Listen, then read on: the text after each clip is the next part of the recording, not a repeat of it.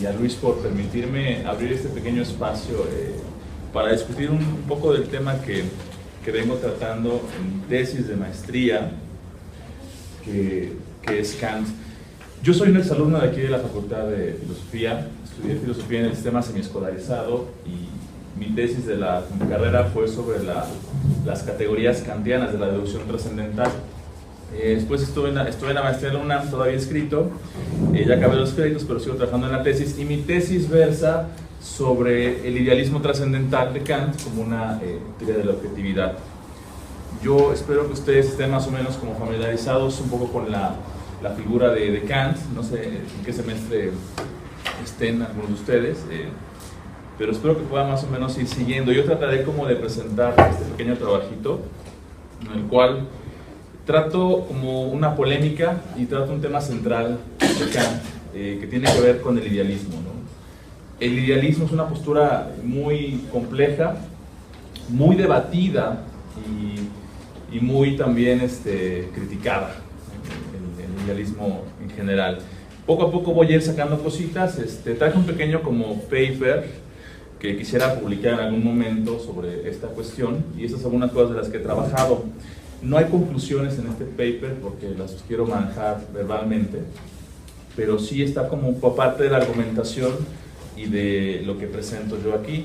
Si tienen alguna duda o algo, los invito a que me comenten: no, yo no entiendo esto, o qué quiere decir esto, o no estoy de acuerdo con esto. Los invito porque sí, se enriquece como la discusión y me ayudan mucho a mi trabajo para que pudiera publicar esto en algún momento en alguna revistita medio arbitrada, ¿no? Bueno, el título de la ponencia que quiero explicarles hoy es: ¿entendieron mal Garbe y Feder el idealismo trascendental de Kant? Idealismo y realismo en Kant. Como ustedes saben, la crítica de la razón pura se publica en 1781. Crítica de la razón pura, ¿no? La crítica de la razón pura no fue como el gran éxito que Kant esperaba, ¿no? Y esta crítica, la primera edición, que es del 81, fue modificada ampliamente por Kant en la segunda edición. Kant quitó partes de la crítica, reescribió otras, añadió fragmentos, y uno se preguntaría, bueno, ¿por qué no? La razón de estos cambios de Kant en la segunda edición se refieren directamente a esta crítica, a esta reseña que surgió de estos autores que menciono, que, bueno, quisiera un poco ir leyendo la cuestión para que vayamos comentando las ideas. Voy a ir un poquito rápido para avanzar y me gustaría que me comentaran dudas, si quieren al final, o pueden ir comentando un transcurso, ¿vale? Dice: contexto de la Feder-Garbe-Kant, ¿no? Entre las controversias que han marcado la historia de la filosofía kantiana destaca, por mucho, la disputa pública sobre la primera recepción de la Kritik de Reinen, ¿no? Del 81, causada por una curiosa reseña anónima publicada en la Göttingen Gelehrten Anzeigen, conocida como la Göttingen Review o la reseña de Garbe-Feder. Ahí pongo como dos letritas para ir nombrándolo, lo voy a repetir así, ¿no? En el 82 fue la reseña, ¿no? Es importante notar que la crítica de la razón pura no fue el gran acontecimiento filosófico que Kant esperaba, y en Prolegómena, que es un texto que publica en el 83, expresa con cierta ironía y decepción esta opinión. Cito: le estoy también muy reconocido al público culto por el silencio con que durante largo tiempo ha honrado mi crítica, pues esto pone de manifiesto una postergación del juicio y, por consiguiente, la sospecha de que una obra que abandona todos los caminos habituales y toma por uno nuevo en el cual uno no puede orientarse de inmediato, quizá haya algo por lo cual una rama importante, pero hoy muerta, de los conocimientos humanos pueda recibir nueva vida y fecundidad. Pone de manifiesto, por tanto, cierta precaución de no quebrar y destruir con juicio precipitado el injerto todavía tierno. Fin de la cita. Kant era consciente de la revolución filosófica que implicaba su crítica de la razón pura. Aquí me refiero al acto de criticar a la razón, no al libro propiamente, ¿no? Y las consecuencias que tenía para la metafísica esa rama hoy muerta.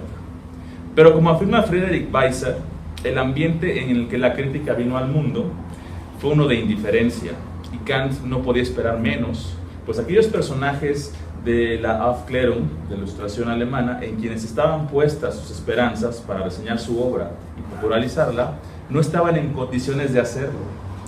Johann Heinrich Lambert, matemático famoso, a quien Kant llamaba su mejor crítico, falleció en el 77. Mendelssohn, cuyo juicio Kant siempre había admirado, era demasiado viejo, y Detten se había retirado de la esfera filosófica en el 77.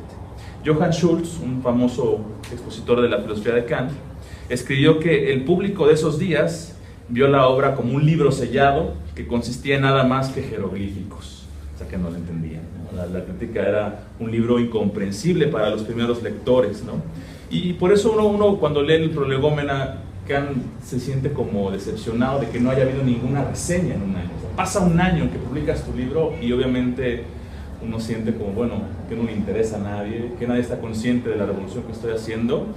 Y bueno, la historia cambió a partir del 82 con la publicación de la primera reseña de la crítica, y marca el destino de la recepción de la obra, que es gracias a esta reseña que Kant se vio obligado a entrar en una disputa pública.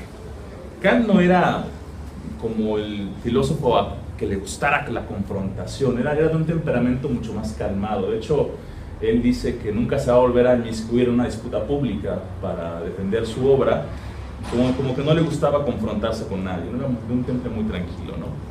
Pero ¿por qué a Kant le causó tanta molestia esta reseña? ¿Qué contiene esta reseña o cómo interpreta la crítica que causó la cólera de Kant? Si ustedes leen los Prolegómena, en el apéndice, que Kant menciona esta crítica, Kant se muestra, bueno, es raro ver a un filósofo tan enojado. O sea, Kant dice que la persona que lo reseñó tiene una mentalidad muy estrecha, ¿no? Que se esconde detrás de la superficialidad. O sea, casi se le llama un imbécil al que reseña la obra, ¿no? Y uno dice, bueno, ¿qué hay aquí en esta obra que puede hacer enojar tanto a Kant, ¿no? Por eso es un texto importante, es una cuestión histórica importante que tiene una repercusión filosófica en la filosofía kantiana, ¿no? Ahora, antes de entrar en detalle, quisiera dar una breve nota histórica de cómo se compuso esta reseña, ¿no? Uno de los más importantes y celebrados filósofos populares de la Ilustración alemana, Christian Garbe, le escribió una carta a Kant fechada el 13 de julio del 83, donde le explica todo el asunto y comienza así.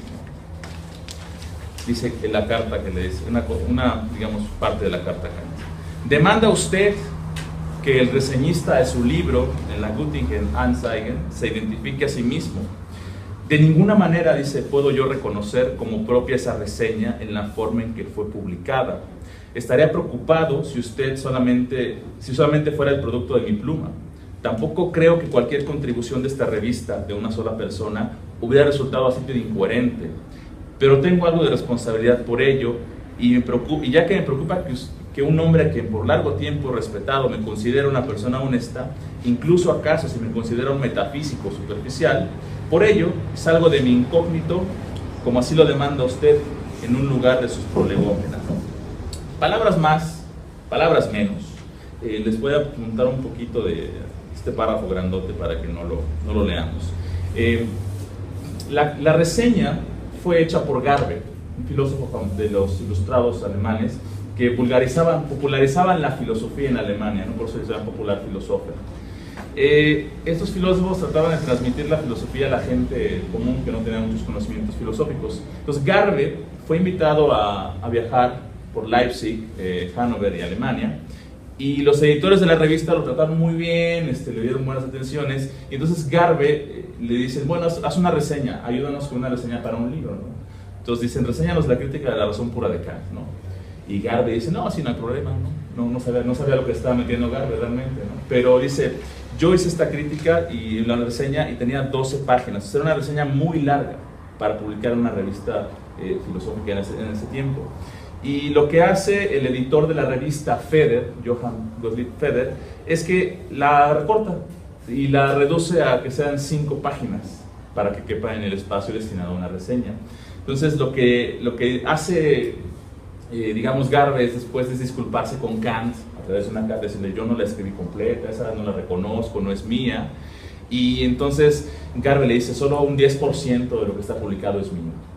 No es cierto, ahorita lo comento un poco, pero la reseña Feder, el editor de la revista, agrega ciertas afirmaciones que fueron las que más encolerizaron a Kant, ¿no? Y ya sabemos cuál es ese, digamos, el producto de esa molestia, ¿no? Me salto hasta donde dice, al ser una reseña, como a la mitad, en dos manos, el asunto se complica todavía más, pues surgen las siguientes cuestiones. ¿Quién es el verdadero responsable de la reseña de Göttingen? ¿Garbe o el editor Feder?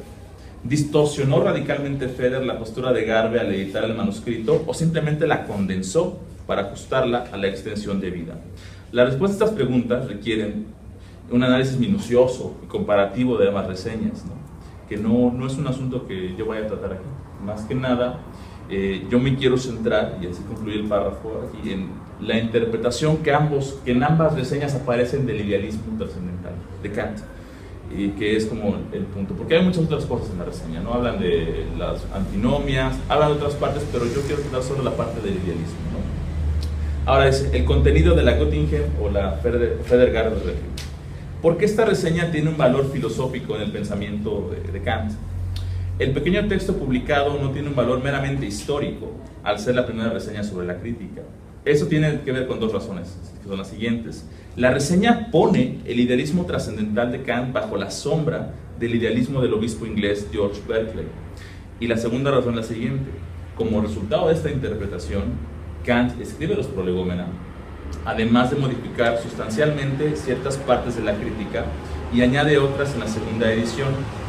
Aquí les pongo en una nota todos los cambios que hizo Kant en la segunda edición. ¿Te vas a una pregunta? Sí. ¿Se puede conseguir el texto de Garbe? El texto de Garbe sí se consigue. Yo tengo una traducción inglesa, pero sí, ¿Sí se consigue las 12 páginas? Las dos se consiguen, las dos ediciones. De hecho, yo revisé las dos. O sea, yo revisé la reseña publicada en la revista. Ajá. Y también revisé la reseña de Garbe. Yo revisé las dos.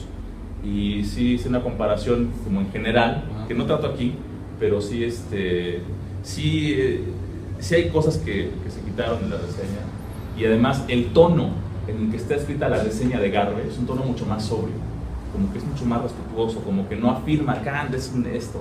Y sin embargo, en la reseña publicada originalmente, sí hay una afirmación tajante, que es la que más molesta a Kant, ¿sabe? Y sí se simplifica mucho más. Entonces, Garbe en las 12 páginas que tiene, que es mucho más larga y es mucho más profunda, sí trata, si tú lees la reseña de Garbe completa, te das cuenta que le dedica una parte a cada sección de la crítica, a la estética, a la analítica, a la deducción, al esquematismo, a las analogías, a las antinomias. Así va como paso a paso condensando. Y bueno, algo que quiero sostener aquí es que ni Garbe ni Feder estaban tan equivocados. O sea, realmente la interpretación que hacen de Kant, que molesta tanto a Kant, sí tiene un fundamento en los textos y un fundamento muy fuerte. Entonces sorprende que Kant se muestre tan molesto de una interpretación que sí parece seguirse del texto directo de la primera edición de la crítica. Entonces, ahí lo que sostengo es un poco que no se equivocaron. Realmente la postura que presentan de Kant sí parece ser la que Kant sostiene, ¿no? Y doy algunas citas de la primera edición de las partes que Kant quitó, que fue la deducción, que la reescribió completamente, y los paralogismos de la razón pura, el cuarto paralogismo específicamente, sí reescribió Kant todo eso, y como que bajó el tono que permitía esa interpretación que hacían ellos. Pero sí es una cuestión ya mucho más compleja decir si el Kant de la primera edición es el mismo de la segunda edición. Es mucho más complejo entrar ahí porque hay que revisar toda la crítica, paso a paso. Pero ahorita yo doy al final una respuesta de eso, ¿va? Pero sí se consigue la reseña, las dos. De hecho, Garbe se la manda a Kant, se revísala para que veas que yo no te hice esa edición, ¿no?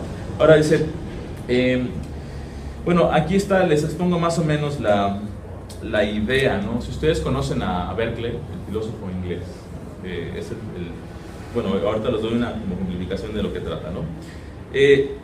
Continúo, ¿no? Es decir, algo en la Göttingen Review hizo a Kant revisar su opus magnus y, de acuerdo con algunos intérpretes, repensar su filosofía trascendental. Esto quiere decir que los cambios realizados en la segunda edición no son solamente de estilo o forma de expresión, sino que afectaron y modificaron el pensamiento de Kant. Lo que argumentaré es que, a pesar de la cólera de Kant, de su molestia, de su indignación con la Göttingen Review, Kant es culpable de la interpretación que se hace de su postura idealista y que incluso en los Prolegómena solo con mucho esfuerzo, pero insuficientemente logra zafarse de las críticas realizadas. O sea que los prolegómenas, si los han leído, son como una popularización de la crítica, como que Kant dice, sí, mi crítica está muy densa, es como para los que les guste complicarse la existencia. Entonces publica los prolegómena como para popularizar lo que dice en la crítica. Y además los prolegómenas son el momento para defenderse de lo que se dice en la review de Göttingen. Y sí, creo que cambia un poco el método, ¿no? Pero sigue siendo el mismo Kant. Lo que sostengo también aquí es que el Kant de los prolegómenas es el mismo que de la crítica de la primera edición. Solo hay algunos destellos de que sí se separa de esta postura, ¿no? Ahora sí, el cargo, dice, de berkeleyanismo y la mutilación de Feder, ¿no?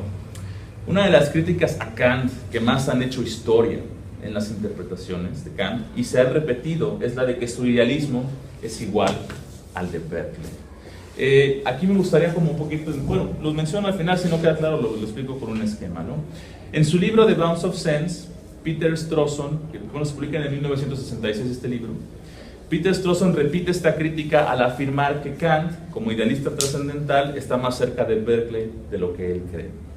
La crítica de Strawson no es nueva y se remonta a la Göttingen Review. En la Göttingen se comienza afirmando lo siguiente, ¿no? Digo, por eso esta crítica es tan importante, esta reseña es importantísima, porque esta crítica de Kant, de que es un berkeleyano, escondido o como de closet, esta crítica se repite constantemente en la historia del pensamiento. Y si uno quiere entender a Kant o interpretar a Kant, uno tiene que o asimilar que es un berkeleyano y defender la postura, o negar que es un berkeleyano y proponer otro tipo de idealismo que sea coherente con las premisas de Kant de la crítica. Entonces, por eso es un asunto central del idealismo de Kant, una postura, y ahorita lo explicamos un poquito, si tienen dudas me van diciendo, ¿no? La reseña de Feder, la publicada, dice lo siguiente: esta obra, la crítica, que por cierto ejercita el ingenio de sus lectores, aunque no siempre lo instruya, que muchas veces hace que la atención se esfuerce hasta el cansancio, es un sistema del idealismo superior, o como lo llama el autor, del idealismo trascendental. Un idealismo que abarca por igual espíritu y materia, que transforma al mundo y a nosotros mismos en representaciones. Esa parte aparece así al principio de la reseña, ¿no? como un resumen general de la obra de Kant, que yo creo que es la parte que le molesta a Kant, ¿no? Mucho. Bueno, y continuamos leyendo. Ahorita si están surgiendo dudas, me preguntan, les comento. En estas líneas iniciales podemos apreciar el tono en el que se mueve la reseña. La parte a la que debemos prestar atención es la última: un idealismo que abarca por igual espíritu y materia, que transforma al mundo y a nosotros en representaciones. Aquí se nos dice que el idealismo de Kant reduce toda la realidad, tanto físico-material como espiritual, a ser meras representaciones, o a tener solo una existencia como ideas o contenidos mentales. Aquí hago un pequeño recorrido histórico que seguro a algunos les va a resultar familiar y espero que aclare. No debe olvidarse el trasfondo del pensamiento filosófico moderno, porque se inaugura con Descartes, al postular la existencia de dos tipos de sustancia: la pensante y la extensa, y la divina, ¿no? que es Dios, ¿no? La metafísica cartesiana parte de la evidencia que el sujeto o sustancia mental tiene de sí mismo, cogito ergo sum, cuya característica es el pensamiento y sus contenidos mentales o ideas. A partir de esta certeza indudable que tiene el sujeto de sí mismo, Descartes afirma que la existencia de la realidad o mundo exterior puede ponerse en duda y que tenemos que demostrar o dar una prueba o argumento que permita demostrar su existencia. En realidad, aunque es simplista plantearlo así, y lo sé, disculpa aquí, el problema metafísico de Descartes es explicar la relación o comunicación entre dos tipos de sustancias: la pensante, que es la mente, y la extensa, que es la materia. De los problemas generados por esta problemática se generan dos salidas, o surgen dos salidas: o aceptar que existen dos tipos de sustancias heterogéneas y tratar de explicar sus relaciones, que es esta postura cartesiana un poco. O sea, hay dos sustancias, hay materia y hay espíritu, y hay que explicar cómo se relacionan. O quedarse ya sea solo con la sustancia pensante, la mente y sus ideas, o con la sustancia extensa, la materia y sus propiedades. Este contexto moderno ayuda a entender un poco la problemática que está tratando Kant. Si ustedes ven todo el esquema está dado por la metafísica cartesiana, ¿no? El idealismo moderno, porque hay que distinguir esta cuestión del idealismo. El idealismo es una filosofía, una corriente que es un pilar del pensamiento moderno, pero es difícil decir cuáles son las características que definen el idealismo. Muchos llaman idealista a Platón, a Hegel, a Berkeley, a Kant, a Russell. Entonces es difícil dar una definición del idealismo que englobe a todos. Por eso algunos piensan que el idealismo en general no existe, sino que hay diferentes tipos de idealismo que mantienen diferentes tesis, ¿no?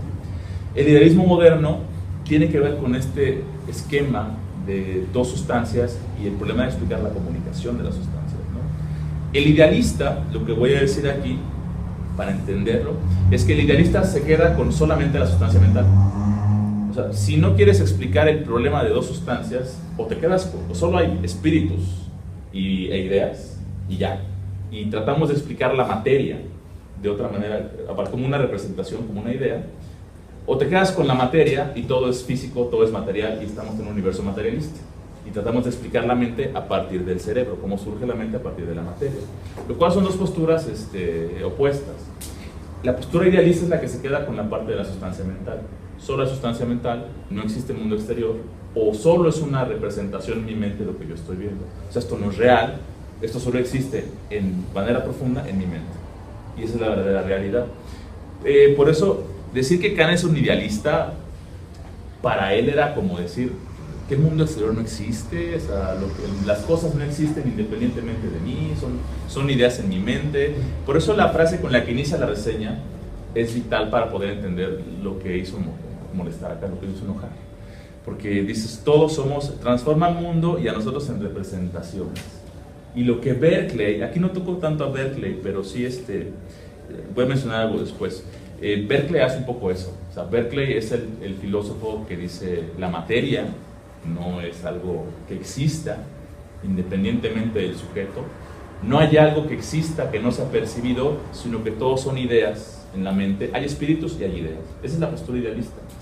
Y Kant, lo que sostengo es que como que sí se parece un poco a eso en la primera crítica. Como que sí hay una caracterización del fenómeno como representación que está muy presente en toda la crítica. En la primera edición al menos. Y esa caracterización sí merece un cargo de ser idealista. Y luego explico un poco de las ventajas, ¿no? Bueno, continúo, ¿no? El problema de sostener que solo hay una sustancia es que tenemos que dar cuenta del otro tipo de sustancia a partir de la primera, o de aquella. Si sostenemos que solo hay sustancia mental, tenemos que explicar cómo es posible que percibamos objetos que consideramos materiales. Si suponemos que solo hay sustancia extensa, materia, tenemos que explicar cómo es que surge la mente o la sustancia mental. Aunque, como afirma Tom Rockmore, no podemos dar una definición del idealismo que abarque a todos los filósofos de todas las épocas, pues sería más correcto hablar de idealismos, es importante entender este contexto con los supuestos de la filosofía moderna que acabo de plantear. En este contexto metafísico, el idealismo se caracteriza como una postura metafísica, que aquí quiero tener un poco eso en claro, porque al final voy a explicar algo de Kant. El idealismo, aquí, moderno, es una postura metafísica. Una postura metafísica, es decir, que afirma algo sobre la realidad. O sea, la realidad o es sustancia material o es sustancia mental. Es un idealismo metafísico el que está sosteniendo Berkeley. Y Kant, una forma de rescatar a Kant es decir que es otro tipo de idealismo. Pero vamos a ver después cuál es, ¿no? Aquí hago un esquema en el cual presento como algo de lo que dije de los elementos cartesianos, ¿no? Pongo el sujeto, que es la mente, la res cogitans, y pongo del otro lado el objeto, la res extensa y la materia, ¿no? Y pongo del lado del sujeto la idea, ¿no? Porque en los esquemas que se suelen poner en los libros de texto, se suele poner la representación en medio de los dos, como que la representación es un mediador que permite llegar al objeto. Pero en realidad la idea es algo que está en el sujeto. O sea, la idea está en el círculo del sujeto, no está en otro lado. No existe una idea que no esté en la mente, diría Descartes, eso lo diría Locke y lo diría Berkeley también. Ahora bien, continúo. Lo que hace el idealismo es mostrar que lo que comúnmente percibimos y llamamos objeto exterior material, en realidad es una idea o representación. El idealismo colapsa la diferencia entre idea o representación de un objeto y el objeto exterior material. en realidad los identifica, y así puede entenderse lo paradójico que resulta decir que en realidad todo se reduce a representaciones, es decir, a tener una existencia en la mente. Para empeorar las cosas, dice la reseña de Garve, la publicada, se expresa lo siguiente. Aquí es donde aparece la referencia a Berkeley también. En esos conceptos de las sensaciones, como meras modificaciones de nuestro yo, sobre lo cual edifica su idealismo en lo esencial Berkeley, y en los conceptos de espacio y tiempo, a partir de los fenómenos sensibles que se reposa uno de los pilares fundamentales del sistema kantiano.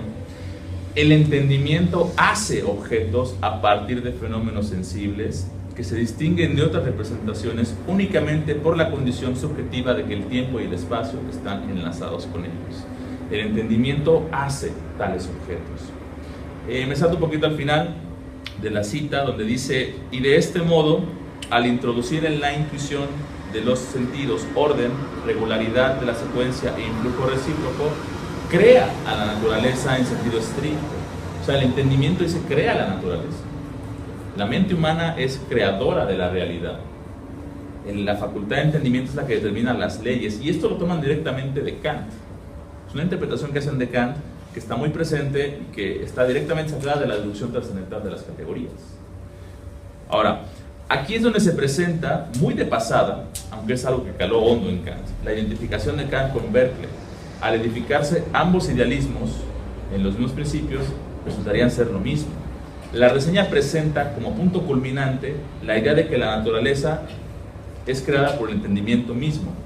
En realidad, decir que el entendimiento hace o los objetos es postular que la realidad que percibimos como exterior a nosotros es creada o hecha en nuestra mente, y no tendría otro tipo de existencia que la de ser algo en nuestra mente. ¿Hasta aquí va todo bien? ¿No hay un comentario? Perfecto. La reseña de Garve no es un completo fiasco. No, la contingente no es un completo fiasco. Si se revisa minuciosamente, muestra que hay elementos importantes que sí fueron asimilados. Por ejemplo, la doctrina de las facultades, la tesis de que el espacio y el tiempo no son sino formas de la sensibilidad, etc. El tono de la reseña de Göttingen es provocador. Pasa revista a la crítica en 6-7 páginas, y es natural pensar que es imposible expresar con claridad y exactitud lo que la crítica dice en tan poco espacio, ¿no? Sí es absurdo, ¿no?, decir en 7 páginas lo que Kant dijo en 850. No es posible. Entonces condensó, pero la tesis que sostengo aquí es que sí es coherente la reseña. Las dos son coherentes, ¿no? Ahora, la reseña completa de Garve, ¿no? La reseña de Garve, que esta es la completa, en general está escrita en un tono mucho más sobrio y sugiere críticas más cautelosamente en lugar de afirmadas radicalmente, ¿no? Nunca aparece una afirmación de que se trata de un sistema idealista a la Berkeley. Además, en la reseña completa de Garve se toma mucho más tiempo en ir comentando paso a paso cada parte de la crítica, a tal grado de que es fácil identificar a qué parte de la crítica se refiere la reseña. Sin embargo, además de que la reseña completa contiene muchos párrafos que fueron copiados y pegados en la reseña publicada, y aunque Garve no acusa a Kant de ser un idealista que transforma al mundo y a nosotros en representaciones, al concluir la reseña, Garve dice esto de la obra. Cito: desde este punto de vista, el libro es muy importante. Logra en algunos de sus artículos lo que el reseñador ha deseado desde hace mucho tiempo: demostrar, a través de la comparación de sistemas opuestos, que es imposible satisfacer a la razón en ninguno de ellos. Pero el autor quiere hacer todavía más. Busca resolver estas dificultades a través de un giro artificial nuevo, al convertir todas las cosas que llamamos objetos en tipos de representaciones y transformar las leyes de las cosas en leyes subjetivas de nuestra capacidad de pensamiento. O sea que, pocas palabras, y me salto si quieren a la siguiente cita para avanzar un poco más rápido. Por tanto, cito, las representaciones en nosotros, modificadas, ordenadas y conectadas a esta o aquella ley, son completamente idénticas con lo que llamamos objetos, de los cuales hablamos y con los cuales nuestra inteligencia y la ciencia tratan, ¿no? Estas citas del final de la reseña de Garve dan a entender que el mismo Garve, aunque no afirma que Kant es un idealista como Berkeley, sí lo ponen del mismo lado. O sea, sí está afirmando lo mismo, pero de manera mucho más sobria, menos agresiva, y deja al lector como que piense lo que tenga que pensar el lector. Entonces, esta reseña, lo que yo concluyo es que sí atribuye a Kant la posición idealista, las dos lo hacen, y la disculpa que el Garbe le ofrece en la carta a Kant es una disculpa un tanto hipócrita, porque a pesar de que es mucho más estilizada y más sobria, sí Garbe piensa lo mismo que la reseña. Entonces es un poco hipócrita porque Garbe sí piensa lo que es la reseña, pero no lo expresa de manera tan literal. Y a Kant lo que le molestó fue esa expresión de que es un berkeleyano, ¿no? Que el mundo no existe más que como una idea en el pensamiento, y nosotros también, ¿no? Ahora, está justificada una lectura de Kant, de un Kant berkeleyano, ¿no? Si atendemos a la primera edición de la crítica, y solo a ella, creo que existe buena base textual para sostener la crítica que hacen Feder y Garbe en sus reseñas. En la estética trascendental, para empezar, hay una frase que dice, y que además está en ambas ediciones, no la quita, lo que llamamos objetos externos no son otra cosa que meras representaciones de la sensibilidad. Esta expresión es importante porque aparece en ambas, aunque es radical, no es con mucho la única, ¿no? El argumento que nos lleva a la interpretación idealista de Kant es lo que pasa primero por identificar fenómeno, Erscheinung, es el término alemán, con representación, que es Vorstellung, ¿no? Esta identificación se vuelve evidente en la deducción trascendental de los conceptos puros, y de hecho no se entiende esta parte si no partimos de esta identificación. En el párrafo donde habla de la síntesis de la aprehensión, de la intuición, comienza: de donde quiera que surjan nuestras representaciones, ya sean producidas por el influjo de las cosas externas o por causas internas, aquí quiere decir que, bueno, te lo explico, ya se hayan originado a priori o empíricamente como fenómenos, ellas, como modificaciones de la mente, pertenecen al sentido interno, ¿no? En última instancia, dice Kant, todos los fenómenos son modificaciones de mi mente, están en mi mente y son parte del sentido interno. Esta lectura, aparece muy presente en la primera edición, más que nada, pero es interesante ver que en la segunda edición se sostiene, ¿no? Kant habla mucho de representaciones. La palabra representación, no sé si ustedes estén un poco familiarizados con el término, sustituye al término idea en Kant. O sea, mientras que Descartes, los empiristas hablan de las ideas, la mente y sus ideas, Kant utiliza la palabra representación, que es todo, digamos, estado mental, algo dentro de nuestra mente, es una representación. Es una sustitución que Kant hace. Lo que perjudica mucho a Kant es que Kant mantiene la identidad, los fenómenos son representaciones mentales. Y si uno toma la tesis de que solo conocemos fenómenos y no las cosas en sí, pues uno puede llegar a la conclusión de que en realidad Kant está diciendo que solo conocemos nuestros propios estados mentales. Y lo que vemos no es más que un estado en mi mente, una idea en mi pensamiento. Continúo, un poco más de cita para que puedan ver el fiasco de Kant, ¿no? Más adelante afirma sobre los fenómenos: si se considera que los fenómenos no son cosas en sí mismas, sino el mero juego de nuestras representaciones que finalmente vienen a parar en determinaciones de sentido interno.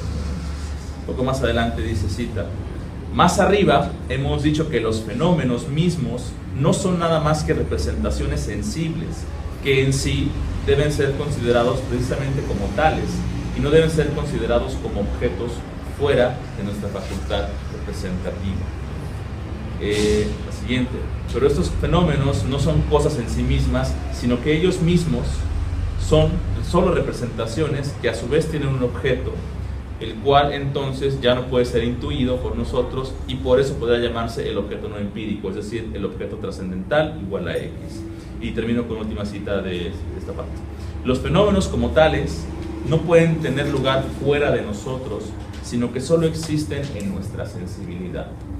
Entonces, si ustedes ven, aquí aparece siempre la oposición fenómeno-cosa en sí.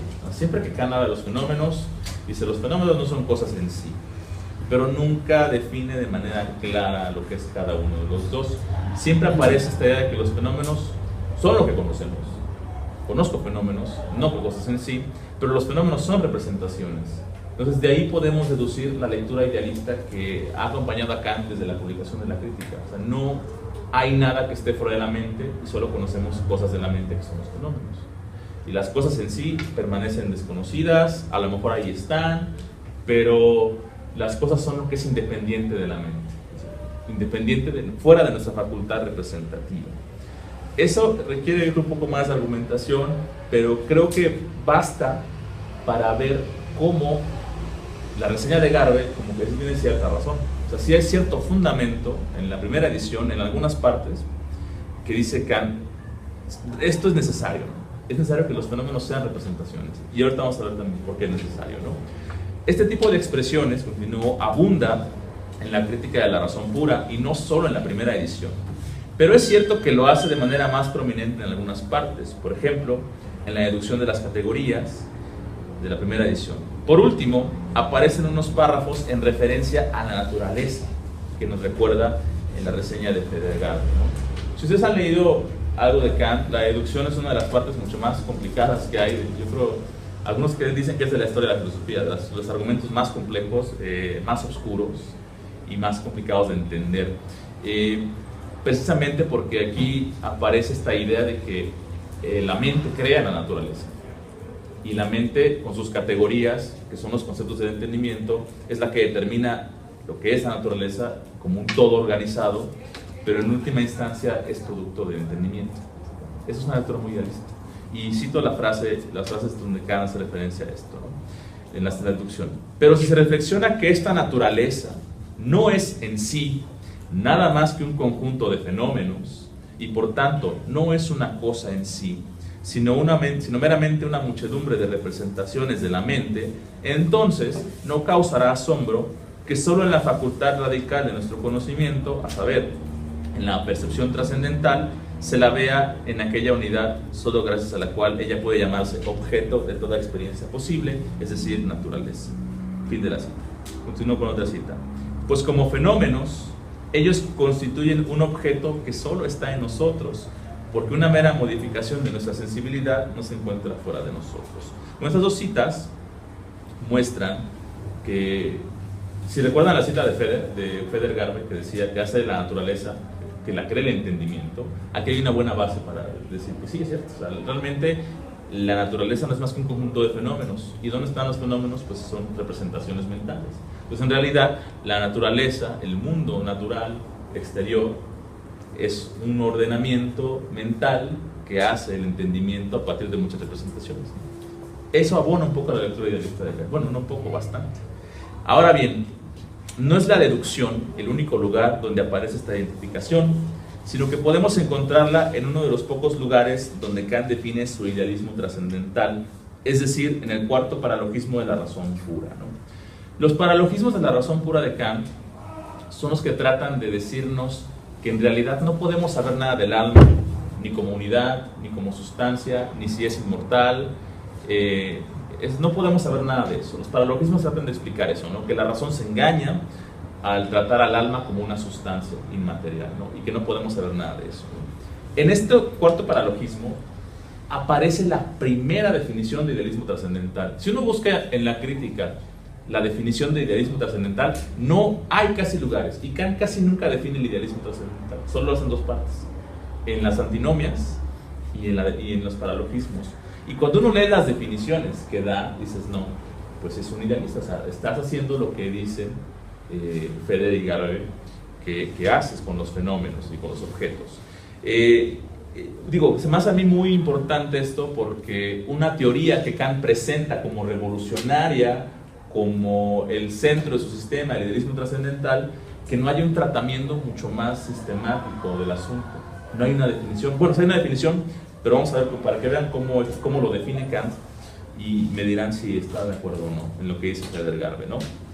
Entiendo por idealismo trascendental de todos los fenómenos la concepción doctrinal según la cual los consideramos a todos ellos como meras representaciones y no como cosas en sí mismas, y según la cual el tiempo y el espacio son solamente formas sensibles de nuestra intuición y no determinaciones de los objetos dadas por sí, ni condiciones de los objetos como cosas en sí mismas.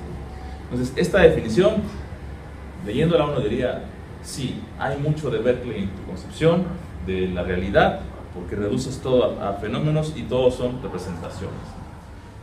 Yo en mi tesis que estoy trabajando como maestría quiero redefinir o dar una definición mucho más aceptable del idealismo trascendental, que no reduzca fenómenos a representaciones. Y creo que sí se puede hacer, creo que en Kant hay todos los elementos para dar una definición, porque aquí la definición de idealismo tiene un toque como metafísico, está hablando de la realidad.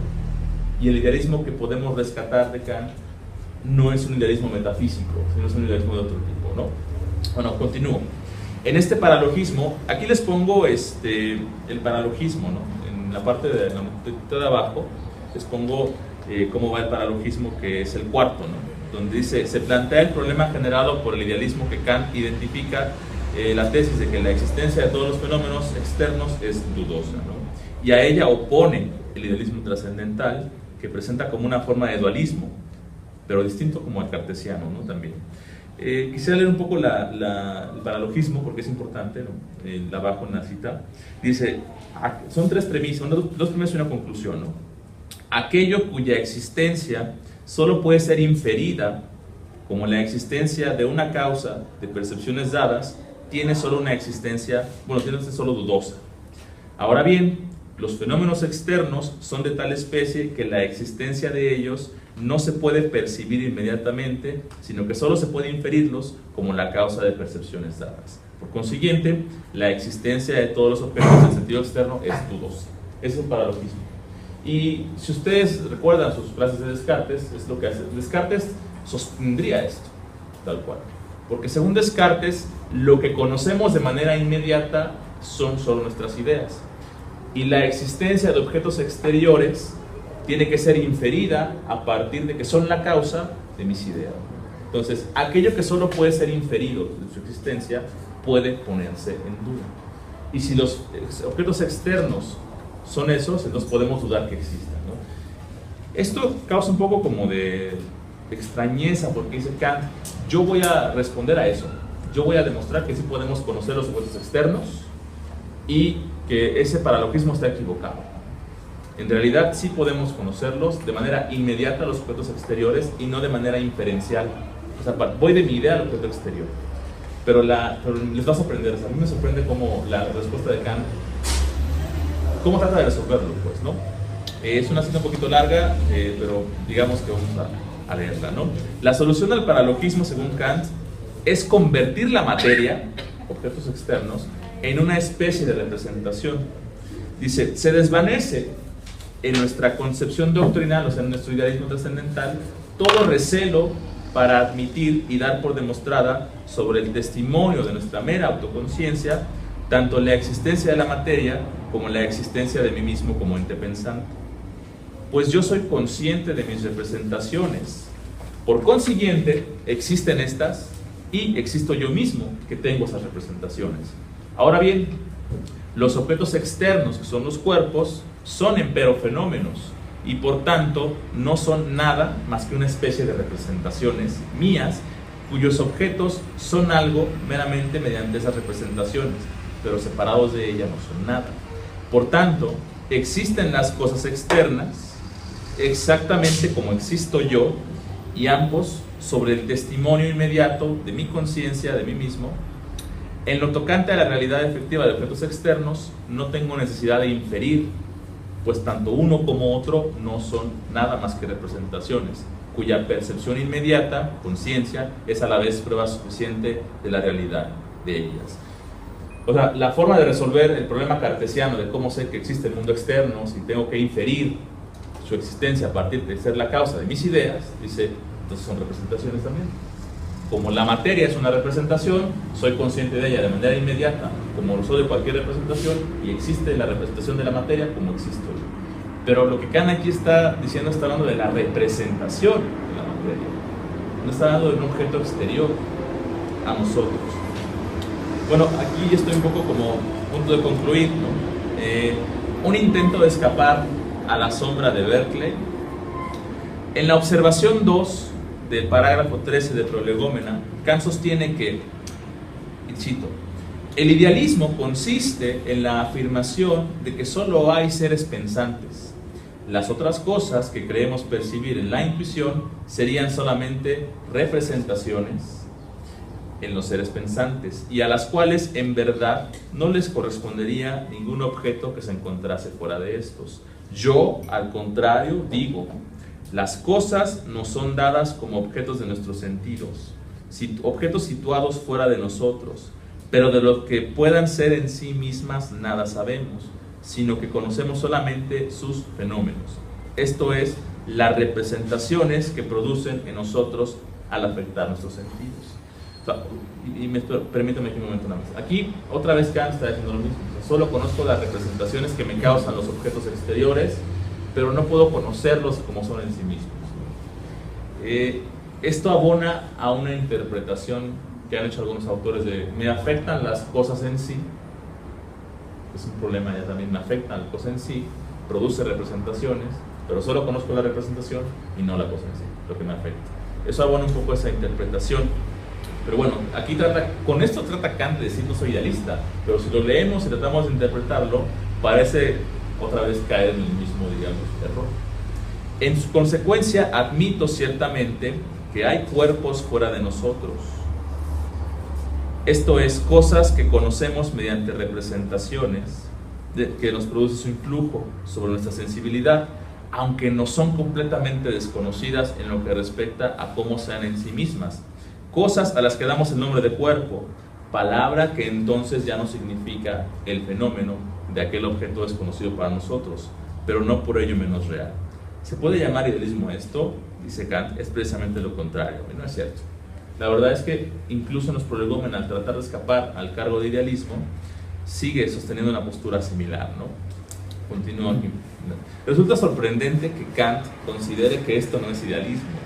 De hecho, al presentar el argumento de que solo existen cualidades secundarias, se acerca todavía más al pensamiento de Berkeley. De hecho, aceptando todo como está, que solo conocemos cualidades de los fenómenos y que al ser fenómenos, su forma es el espacio y el tiempo, y estos están en nosotros como condiciones de la sensibilidad, de acuerdo con Kant, sin embargo se sigue. Bueno, con esto no se suprime, como el verdadero idealismo, la existencia de la cosa que aparece, sino que solamente se señala que no podemos, mediante los sentidos, conocer esta cosa tal como es en sí misma. Ustedes conocen un poco la teoría de las cualidades secundarias y las primarias, sostenida por Descartes, un poco. ¿Recuerdan un poco de eso? Algo de... ¿Sí conocen un poco esa teoría? Más o menos, bueno. Ustedes saben, pongamos, por ejemplo, una manzana, ¿no? Si nosotros miramos una manzana, podríamos ver, dice Locke, lo mismo diría un poco Descartes, que la manzana es un objeto que tiene ciertas cualidades. Yo soy un sujeto, por ejemplo, que percibo la manzana, que está el sujeto, ¿no? Y la manzana sea como el objeto, ¿no? Algo así pequeño. Lo que yo percibo de la manzana, diría Descartes, me hago una imagen mental de la manzana, una representación, y esa representación tiene ciertas cualidades y está compuesta de ciertas ideas. No presten mucha atención aquí, porque aquí estoy distinguiendo representación de objetos, que son diferentes, ¿no? Aquí los pongo como diferentes, ¿no? El idealismo diría que esto es lo mismo que esto, que en realidad esto no existe, solo existe esto que está acá arriba, ¿no? Eso diría el idealismo. Pero bueno, hay cualidades, dice la teoría, que son secundarias. Esas cualidades secundarias solo existen en el sujeto. ¿Qué cosa creen que solo existe en el sujeto? El sabor, por ejemplo. ¿Ustedes creen que el sabor existe en una manzana? El sabor es una cosa que el sujeto percibe, el sabor. ¿Qué otra cosa creen que existe en la manzana? La forma, ¿no? Bueno, esa es una cualidad primaria de la manzana. Pero, a ver, otra cosa que... Ahora, en el sujeto, algo que existe en nosotros. ¿Son ustedes? Olor.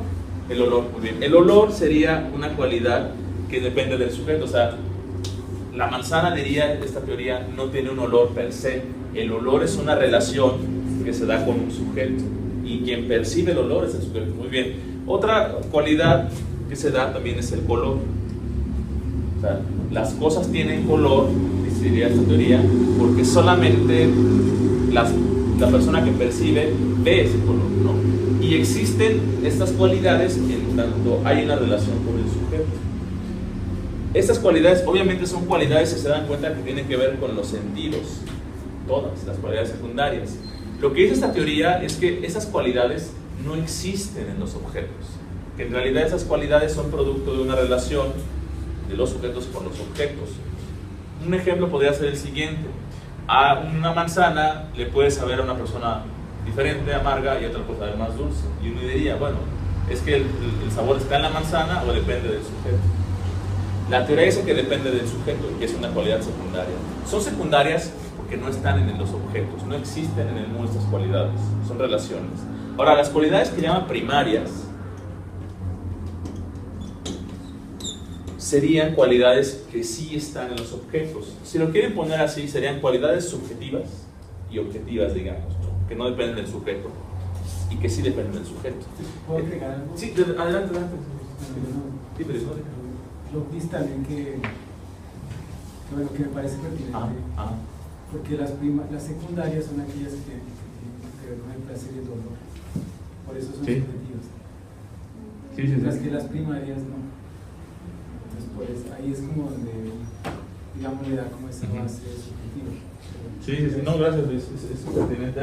Habla mucho del dolor y el placer en o sea, por eso son como secundarias subjetivas, ¿no? El sabor, el olor, el sonido, todo eso también es dolor, producen placer y dolor. Tienen que ver con placer y dolor, y por eso ellos las cosas también igual. Eso, que por eso son subjetivas. Y esta teoría es muy famosa, fue en el siglo XVIII, fue muy famosa. De hecho, creo que proviene incluso de Galileo, esta cuestión, y de Descartes, en su debate sobre cuáles son las cualidades que sí pertenecen a los objetos o al mundo, que son reales en algún sentido. Y acá tendríamos cualidades como la forma, el peso, el tamaño, el lugar y también el movimiento. Si ustedes ven estas cualidades primarias, muchas de esas cualidades tienen que ver que son cualidades como espaciotemporales. ¿Sí? El movimiento es algo que sucede en el espacio y en el tiempo. El lugar tiene que ver con el espacio donde está. Todo eso tiene que ver mucho con el espacio y el tiempo, ¿no? Estas cualidades. Lo que, bueno, ¿ustedes estarían de acuerdo con esto? No lo sé. Pero la ciencia, digamos, de la época, como que sí decía, las cualidades primarias son las cualidades que son netamente científicas, que podemos medir, que podemos estudiar de manera científica y analizarlas, ¿no? Las cualidades secundarias, a lo mejor a la estética les interesaba, ¿no? Pero a la ciencia no. Y Berkeley, en esto, si ustedes leen un libro de Berkeley que se llama Ensayo sobre el conocimiento humano, Berkeley dice que en realidad no hay cualidades primarias, que incluso las cualidades primarias son subjetivas, son secundarias, que todas las cualidades dependen de un sujeto, que sin sujeto no hay peso, no hay forma, no hay tamaño, no hay movimiento. Esa teoría es un poco rara porque entonces todo se vuelve como muy subjetivo, todo tiene que ver con el sujeto, y la ciencia en algún sentido también ahí tendrá que ver, pero como que esa diferencia de Berkeley, decir que solo hay secundarias, como colapsa. En realidad no hay cualidades objetivas, sino que todo depende del sujeto, ¿no? En Prolegómena, Kant sostiene lo mismo. Después de este párrafo que les acabo de leer, Kant dice que él tiene buenas razones para sostener que solo hay cualidades secundarias. Y esto lo sostiene Kant porque para él el espacio y el tiempo no existen por sí mismos, sino que espacio y tiempo son formas de nuestra estructura mental en las cuales percibimos el mundo. O sea, en realidad, si tú quitas al sujeto, diría Kant, el espacio y el tiempo no existen, son solamente estructuras mentales con las cuales percibimos. Pero entonces ahí, fíjense el problema aquí. Si espacio y tiempo eran considerados el ámbito objetivo de la realidad, o sea, las cosas se dan en el espacio y el tiempo, en esta teoría. Lo objetivo se da en el espacio y el tiempo. Las cualidades se dan ahí, los objetos se dan ahí.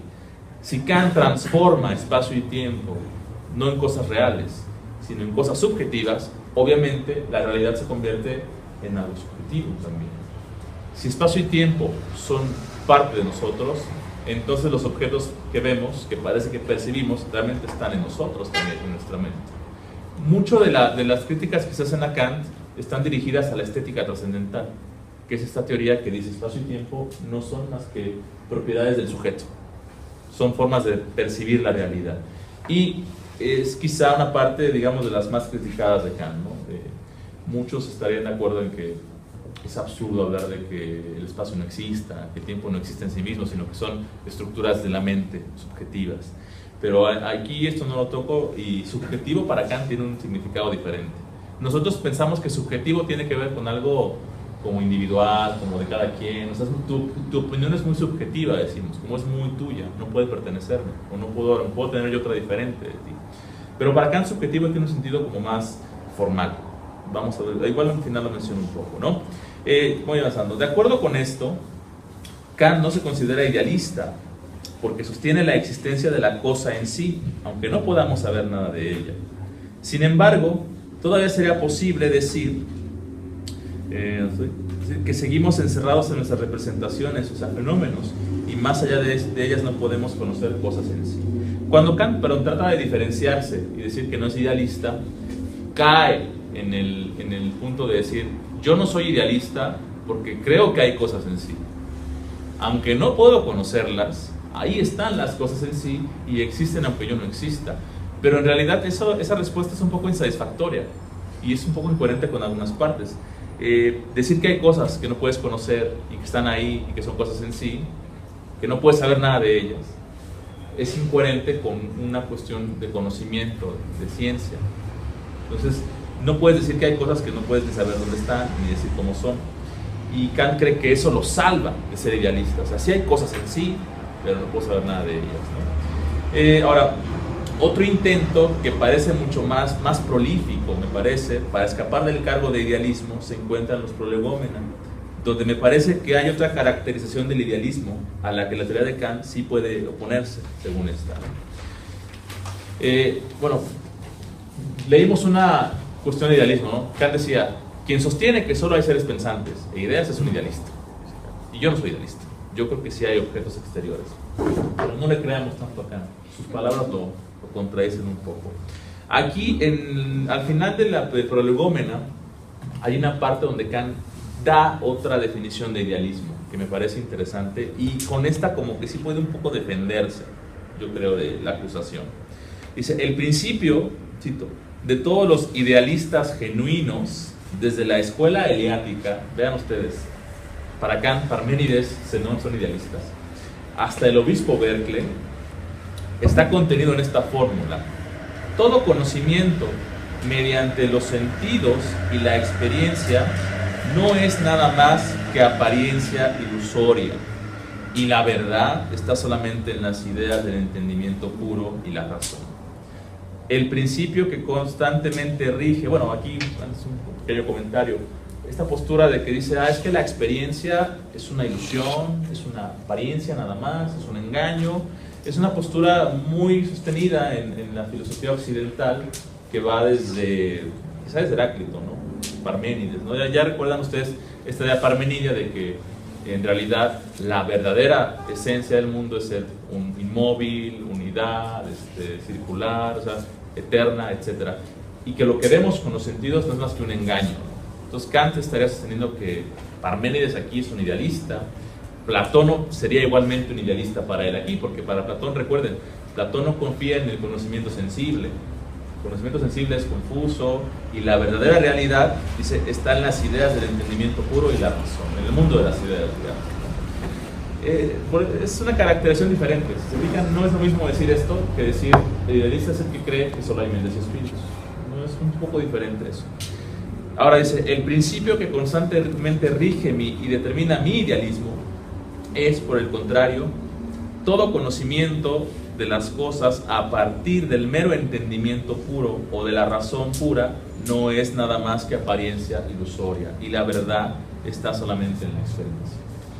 Bajo esta definición, Kant sí es un idealista diferente y él diría, la razón, el entendimiento puro, aislado de la sensibilidad, no es más que una apariencia. No podemos conocer sin experiencia, sin sentidos, sin sensibilidad. Y esta es una diferente caracterización de lo que es el idealismo. Yo creo que esto abona un poco más a defender a Kant en su propuesta, porque Kant tiene una influencia empirista muy fuerte.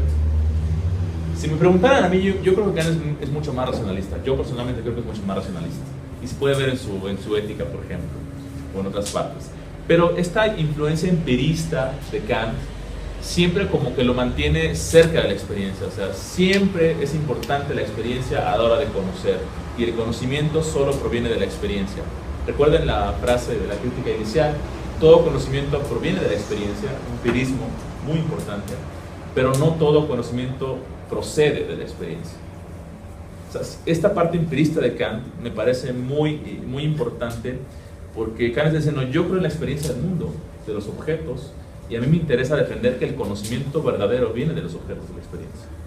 Ya es una cosa diferente que lo demuestre, pero aquí está una cosa que se puede defender más que lo anterior, ¿no? Y que esto lo hacen prolegómena al final del libro casi, lo cual al final esto es lo que puedo salvar un poco, ¿no? Porque el libro de prolegómena, aunque intenta defenderse, terminas cayendo un poco en el mismo cargo de idealismo, ¿no? Bueno, y continúo aquí un poco con este párrafo, ¿no? Es aquí, a diferencia de la sección anterior, donde podemos ver a Kant realizando un intento más coherente de desligarse del idealismo. Antes bien, reconoce que su idealismo es de una índole particular, a saber, tal el idealismo de Kant, que derrumba el idealismo habitual, o sea, el de Berkeley y el de Descartes incluso, ¿no?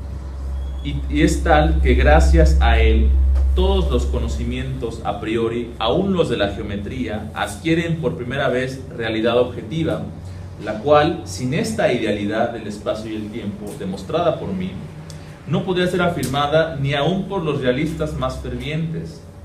En tal estado de cosas quisiera, para prevenir todo malentendido, poder denominar de otro modo esta concepción mía, pero no parece factible modificarla del todo, por completo.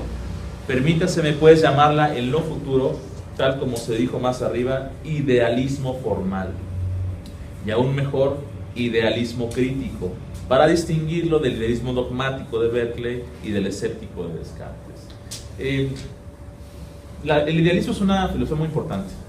Desafortunadamente, Marx y el materialismo mecanicista del siglo XX-XIX como que desacreditaron las posturas idealistas, ¿no? O sea, Hegel era tratado como un perro muerto, decía Marx, ¿no? En alguna parte. O sea, el idealismo se considera una filosofía muerta, desactualizada, vieja, una filosofía burguesa incluso, diría Marx.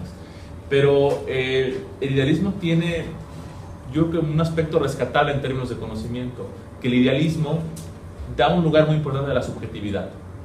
Y la subjetividad en la ciencia, en el conocimiento, creo y me parece que es muy irrenunciable pensar el conocimiento sin un sujeto, creo, porque hay teorías que quieren explicar que el conocimiento se puede tener sin sujetos, lo cual yo no estoy un poco tan de acuerdo. El conocimiento es un fenómeno mental, o sea, el conocimiento sucede en sujetos que tienen ciertas capacidades cognitivas, y además conocer implica en cierto sentido como saber que conoces, ¿no?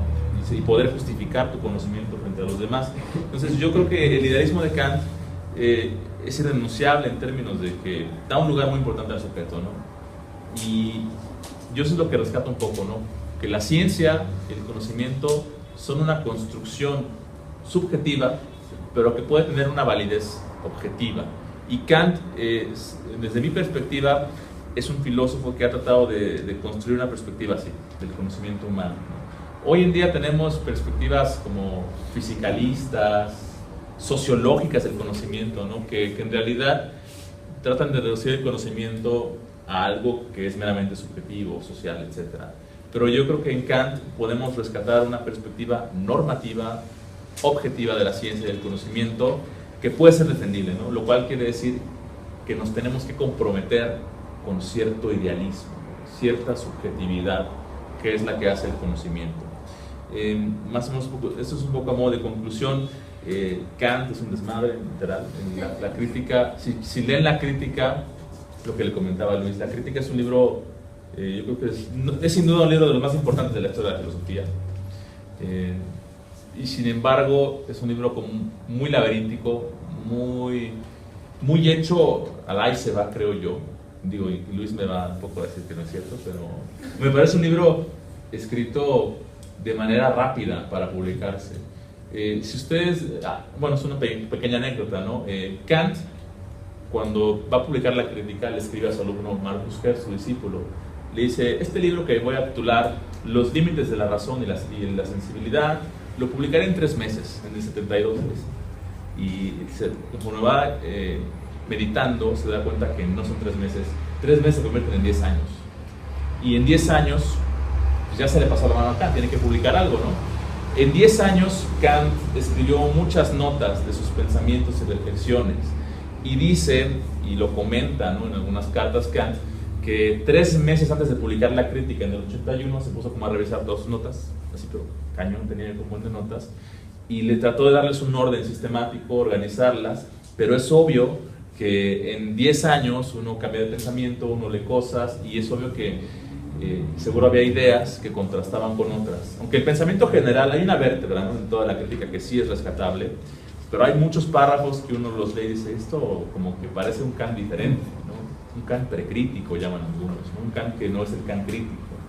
Y por eso la crítica hay que tener cuidado. Yo le decía también a Luis, y eso, si leen a Kant, una pequeña lección personal que les va a ahorrar mucho llanto, lágrimas, es que no traten de entender a Kant, de decir lo que Kant dijo tal cual. No, yo creo que no hay un Kant en la crítica de la razón pura, un Kant nada más, sino que son varios Kants, varias etapas de desarrollo que se fundieron con una sola, y siempre van a encontrar un párrafo donde a lo mejor dice una cosa diferente de otro párrafo y la contradice, o hay una teoría diferente de la que aparece en otro lugar. Yo creo que Kant era consciente de eso, pero como tenía poco tiempo para armarlo, así lo armó y lo publicó. Pero sí, eso les ahorrará mucho sinsabor el asunto. No traten de entender lo que Kant dijo exactamente, porque a lo mejor ni Kant mismo lo tenía claro, ¿no?, a la hora de publicar la crítica. Traten de sacar ideas, y eso es lo que hacen muchos autores, rescatar ideas de Kant que son defendibles, porque mucho de la crítica igual ya no es tan actual. Y bueno, quisiera darles algunas preguntas, no sé si quieran comentar algo. Al final, las conclusiones que yo podía rescatar, dije, ya no quería hacer más hojas porque era mucho que imprimir y fotocopiar y más basura que crear, pero les puse unas preguntas en las cuales, bueno, ya me dirán si les interesa algo, ya les comentaré, ¿no? Conclusiones y comentarios finales, ¿no? Sostiene Kant una concepción más idealista en la primera edición de la crítica y luego una más realista en la segunda edición de la crítica. Bueno, aquí hay posturas opuestas. Hay quien dice que sí, que Kant sí cambió su pensamiento, lo cual le daría más fuerza a la reseña de Garrett. Así lo forzó a repensar su filosofía, a repensar sus ideas y a plantearlas de distinta forma, ¿no? Hay otros que creen que no, que es el mismo Kant, que Kant no cambió nada, que es el mismo, nada más adecuó cositas, ¿no? Yo particularmente no me interesa. Lo que sí me interesa es una disputa como demasiado escolástica, creo. Más bien, tomemos de Kant lo que nos convenga, lo que nos parezca rescatable y defendible, sin importar si es un Kant u otro, y tratemos de armar una postura coherente. Porque les digo, el mismo Kant a veces es un poco incoherente en ese aspecto, ¿no? La siguiente, ¿es posible otra concepción del fenómeno que no lo reduzca a ser una mera representación o un Vorstellung, que es representación en alemán? Esto sí, yo creo que sí. Yo creo que sí, la postura de Kant se puede actualizar y puede ser defendible, pero tenemos que cambiar esta idea del fenómeno. O sea, el fenómeno no puede ser una representación, porque caemos en el idealismo berkeleyano, y esto sí es rescatable. Kant lo hace a veces en la crítica, da otra concepción diferente. Es un objeto empírico, tiene que existir independientemente de mí, no puede ser una mera representación. Y entonces sí hay una beta, una línea muy kantiana que hace eso, pero hay que rescatarla como si fuera una aguja en un pajar, estar buscando así de todo lo que dice Kant y tratar de rescatarlo. La pregunta C: ¿son culpables Feder y Garrett de la interpretación que hacen de Kant? No, yo creo que no eran ningunos ineptos. Feder y Garrett eran filósofos respetados en su época y eran como de las figuras de la ilustración alemana, ¿no?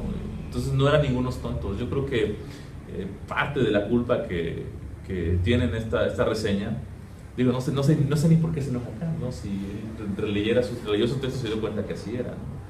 Pero bueno, yo creo que no son culpables, ¿no? Yo creo que en realidad la culpa es del mismo Kant en armar esta crítica de manera un poco tan apresurada, ¿no? La pregunta D, ¿pueden eliminarse los elementos idealistas de Kant y aún seguir sosteniéndose su pensamiento esencial? ¿Qué tan dependientes son sus argumentos del idealismo? Aquí yo creo que no. Yo creo que si rescatamos a Kant, tenemos que rescatar una versión del idealismo de él. O sea, no podemos hablar de subjetividad, y el idealismo hace referencia al sujeto constantemente. El idealismo lo conecta siempre con sujeto, mente, ¿no? Entonces, sí no se pueden eliminar el idealismo de Kant y sostener su esencia. Creo que si defendemos a Kant tenemos que defender una cierta versión de idealismo, ¿no? Que les diga como hay versiones, no hay un solo idealismo, hay diferentes versiones. La pregunta es, ¿puede ser una teoría idealista efectiva como explicación del conocimiento? Creo que ya les expliqué un poco de eso. Yo creo que sí. Yo creo que se requiere el idealismo porque no hay conocimiento sin sujeto, ¿no? Sin alguien que conozca, ¿no? Puede haber diferentes versiones de eso, pero en esencia yo creo que se sostiene, ¿no? Y la pregunta G, ¿no? ¿Se clarifica la caracterización del idealismo trascendental diciendo que es un idealismo formal? Yo creo que sí. Eso es un poco rescatable para algunos, porque si ustedes digan, el idealismo metafísico hablaba de la realidad y cualquier afirmación de las cosas tenía que ver con las cosas. Las cosas son representaciones, las cosas son ideas en la mente. Cuando hablamos de un idealismo formal, estamos hablando de un idealismo de la forma. ¿Qué es lo que está en el sujeto? No son los objetos. En realidad lo que está en el sujeto son lo a priori, son las formas estructurales de dar orden a las sensaciones y a las representaciones. Pero hay un objeto exterior. Diciendo que hay un idealismo formal en Kant, se sostiene que lo que es ideal no es el objeto. Lo que es ideal son las estructuras, digamos, las formas de ordenar la experiencia. Entonces, el idealismo de Kant debe entenderse mejor, creo yo, como lo dice en Prolegómena, como un idealismo de la forma. No es un idealismo material, de la materia, que la reduzca a representación, sino es un idealismo de la forma. Lo que es ideal no es lo material, sino la forma del conocimiento. Y eso me parece mucho más defendible, ¿no? Yo creo que las ciencias cognitivas tendrían un poco que decir al respecto hoy en día de esa cuestión del conocimiento, bastante. Pero sí, yo sostengo un poco más o menos todo lo que hice aquí. No puse conclusiones porque iba a ser mucho más, sino que más o menos traté de reducirle un poco el aspecto, ¿no? Les agradezco mucho la atención. Algo que quieran comentar o preguntar, no importa si no tiene que ver con el texto, puede ser de Kant, de otra cosa. A ver, dime. Que en la diferencia que hace Descartes, bueno, la diferenciación entre el sueño y la vigilia, pues en ambas se ven representaciones, ¿no? Sí. Pero en la vigilia se está más cerca de conocer al objeto en sí, ¿o no? En Descartes, quiero decir. Yo pienso que si tú te das, bueno, quizá a Descartes lo que le interesa un poco en ese argumento del sueño y la vigilia es tratar de decir qué clase de característica tendría la realidad, la vigilia, que la diferenciara del sueño, y qué clase de características los diferencia a ambos, ¿no? Yo creo que el argumento que da es un poco como la coherencia. O sea, la realidad, la vigilia es mucho más coherente y hay una conexión, digamos, más continuada en la de los sueños, ¿no? En la meditación sexta, creo que es donde viene esa respuesta un poco al argumento, que dice, los sueños son como, a lo mejor hay continuidad, pero es mucho más dispareja. Como que eso es un sueño, vemos cosas que no tienen tantas conexiones con cosas anteriores. Y la vigilia es mucho más continuada, es más conectada. Hay más coherencia en lo que sucede y hay reglas y ese rollo, ¿no? Pero es un hecho, como bien dices, que hay representaciones en los dos, ¿no? Entonces, el gran, digamos, problema de Descartes es decir, ¿cómo sé que esto no es un sueño? ¿Qué clase de prueba puedo presentar que me diga esto no es un sueño, sino que es la realidad? Existe diferente de mí esto que estoy viviendo. Y, bueno, yo creo que en la meditación, en la primera meditación no aparece no hay una característica, ¿no? Si tú me dijeras, dime qué elemento de aquí podría darte la pista de que no es un sueño, si todo es parte del sueño? Si todo es parte del sueño, no puedes decir, es que es la prueba de que no estoy soñando. Si viste la película del Origen, vieron la película del Origen, ¿no? Entonces, cuando están en los sueños, son conscientes de que se puede perder la diferencia entre la realidad y el sueño en la película, ¿no? Entonces, cada uno de ellos tiene como una cosa que llaman un token para darse cuenta de que están soñando, porque pierden la noción de la diferencia, ¿no? De hecho, eso es otra película, pero un poco, ¿no? Y DiCaprio tiene como, el personaje de Cobb tiene uno que da vueltas, ¿no? Como un pequeño trompito, y lo que hace es que pone a dar vueltas el trompo. Entonces, cuando empieza a dar vueltas de manera infinita, que no se para, dice, estoy en un sueño, porque eso en realidad no es coherente con otras cosas, con las leyes de la física, por ejemplo. No es coherente con las leyes de la física. Entonces, al ver que eso no se detiene y que el movimiento es perpetuo, dice, esto no puede ser la realidad, porque no es coherente con las otras cosas. Fíjate que, bueno, Descartes es el gran, digamos, culpable de todo este rollo idealista. Descartes es el culpable de todos estos problemas, ¿no? Que al tratar de unir las sustancias, genera esta cuestión de que, bueno, si yo y el objeto somos diferentes, y sustancias diferentes, entonces yo puedo entenderme sin necesidad de lo otro, y lo otro lo puedo poner en duda, porque solo me conozco a mí mismo. Pero el objeto no tiene sustancia, ¿sí? Tiene esencia. Sí, los objetos materiales, o sea, son objetos materiales, serían sustancia extensa, sustancia material. Sí. Serían sustancia extensa. Sí, pero entonces, si son diferentes, yo no podría, si yo solo me conozco a mí mismo, no puedo salir de mi mente y comprobar que son las cosas así, porque solo sé que soy yo mismo, real, y se acabó. Entonces, lo que digo aquí lo puse, ¿no? Todo el problema, digamos, del idealismo, materialismo, viene de la metafísica cartesiana. Y todos los intentos de Locke, de Malebranche, de Berkeley, de Kant, tratan de zanjar esos problemas, presentando una concepción diferente de la metafísica, ¿no? Entonces, tu pregunta era, al final, ¿cuál fue la de cómo saber si son representaciones? No, es que no me... Yo diría lo de la coherencia. El mundo real es mucho más coherente y hay relación de unas cosas con otras. Creo que esa era, ¿no? No era. Bueno, era la de las representaciones. ¿Cómo saber cuál es un sueño? No, dije eso, no me escuchaste. Sí, escuché. A ver. Que si en la vigilia se está más cerca de conocer al objeto en sí. En Kant no. O sea, en Kant, por más que le busques, no puedes conocer la cosa en sí.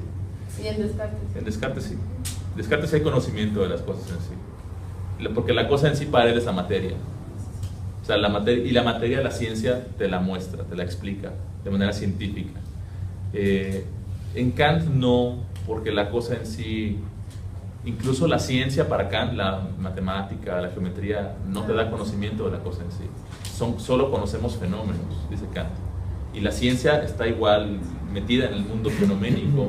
Por lo tanto, hay algo que escapa, ¿no? O sea, en Kant siempre hay algo que escapa al conocimiento humano, que es la cosa en sí. Hay un autor muy famoso que se llama Jacobi, que decía, sin la cosa en sí, no puedo entrar en el kantismo. O sea, tienes que aceptar que existe la cosa en sí. Y decía, pero con la cosa en sí, no puedo permanecer en el kantismo. O sea, que la cosa, no puedo entrar si no acepto la cosa en sí, pero tampoco puedo quedarme si está la cosa en sí. O sea, no puedo. La cosa en sí es algo poco incoherente el pensamiento de Kant. Y tiene muchos problemas para justificar que sí hay cosas en sí, que no podemos saber nada de ellas. Entonces, genera muchos problemas la cosa en sí, ¿no? Por eso, si ustedes leen autores posteriores a Kant, del idealismo alemán, una de las cosas que quieren eliminar es esa diferencia entre el fenómeno cosa en sí es absurda, es ridícula, y bueno, por ejemplo a Hegel, ¿no? O sea, Hegel piensa que, perdón si me estoy diciendo cosas muy raras, pero Hegel piensa que no hay tal diferencia entre el fenómeno y la cosa en sí, sino que el fenómeno es una manifestación de la cosa en sí. Se está manifestando la cosa en sí constantemente. Es una manifestación, todo es manifestación de la cosa en sí. No hay diferencia. Uno es manifestación de otro. Y bueno, ahí están como todas esas teorías, ¿no? Del idealismo alemán. Pero bueno, ahora sí la respondí.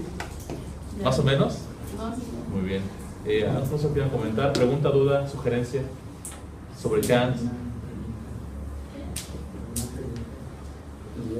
A ver, Kant también considera que la mente es la que crea las leyes de la naturaleza. Sí. Yo creo que uno de los grandes supuestos de la filosofía moderna es que hay una mente, ¿no? hay una mente que piensa, hay un sujeto. Para Kant es mucho más complejo porque, por ejemplo, Kant piensa que el entendimiento es el responsable de toda la organización de la naturaleza. O sea, las leyes del entendimiento son las categorías, según Kant. Pero digamos que el idealismo de Kant no quiere decir que yo conozco todo a través de mi mente, ¿no? Hay cosas que podemos, las leyes empíricas las podemos aprender haciendo experimentos, diría Kant. Y hay leyes que no sabemos. Pero las leyes más fundamentales, diría Kant, las leyes más básicas que hacen posible la naturaleza, o que hablemos de naturaleza, son las da el entendimiento, y son puras y son a priori. Y ahí tienes el debate un poco de Hume con Kant, que Hume decía que la causalidad no es más que producto de un hábito, de una conexión psicológica que hacemos constantemente, que llegamos a pensar que esta conexión mental existe en el mundo, cuando en realidad Hume diría no sabemos si realmente existe eso, pero Kant diría la causalidad es una ley del entendimiento que te permite hablar de la naturaleza y entender la naturaleza como un conjunto de relaciones causales. O sea, en realidad sí hay leyes que provienen de la mente, pero, y eso es una teoría interesante porque aquí no estás diciendo que la mente cree la naturaleza.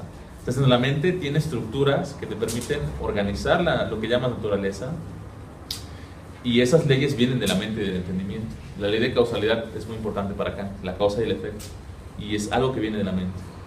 No puedo aprender, no puedo aprender la causalidad, sino que más bien la causalidad me permite entender las cosas. Y eso, Kant lo trata eso en la segunda analogía de la experiencia, ¿no? Que es un texto fundamental también. Pero Kant quiere demostrar que la causalidad viene de la mente y es necesaria para la experiencia. No es algo que aprendamos de la experiencia. Y bueno, Kant trata mucho de eso en todo el libro, ¿no? Si lo quieres ahí, Kant quiere decir cómo es posible eso, ¿no? Bueno. Tengo otra duda. Dime, Alicia. Fue mi alumna en la prepa, lo voy a decir, Fue mi alumna en la prepa, Alicia, y siempre estaba así también. Tengo otra pregunta. No, dime, de verdad te agradezco mucho las preguntas. Para Kant, todas las ideas tienen representaciones, entonces. De hecho, para Kant, las ideas son un tipo de representación. Vamos a... Es que me acuerdo que en la prepa nos dijiste algo de que no se podía como interpretar la idea de lo perfecto, ¿no? Ajá, ok. Entonces, sí. ¿Cómo? A ver, te voy a decir así. A Kant le molesta mucho el término idea. Y de hecho en alemán existe la palabra Ideen. Sí existe la palabra.